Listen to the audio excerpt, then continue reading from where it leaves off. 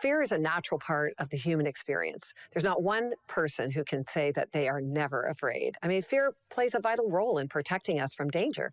If we had no fear, we would never know what to avoid.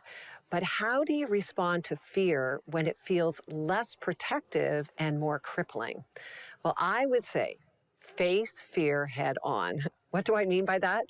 Well, when fear is holding you back from stepping out of your comfort zone, it's time to face it head on. Fear is so often a liar. It exaggerates what is at stake, making you feel powerless. But the truth is, you're not powerless against fear. Fear does not need to define you and rob you of what God has for you. A phrase that I often use because it's helped me so much in my life is this: do it afraid. I think we use fear as an excuse to not do what we know is right or to not obey what God is asking of us. We hide behind fear instead of waiting for all fear to leave. We need to step out even when we are afraid. Thus, do it afraid. My own experience has shown me that when I do it afraid, I'm not letting fear hold me back. And with each step forward, fear has less of a hold on me. Before you know it, it's in the rearview mirror.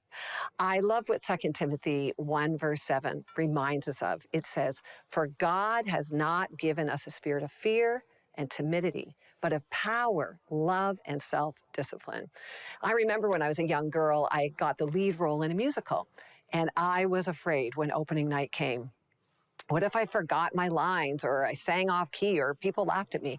Before I could let fear take a hold of me, my director stood beside me in the wings and he simply said this: "Rely on what we've practiced.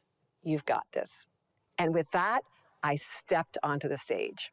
Fear was a liar and it would have held me back. But when I did it afraid, I stepped through fear and I experienced great joy in doing what I was called to do. So is fear holding you back from being the person God called you to be or doing what he's asking of you?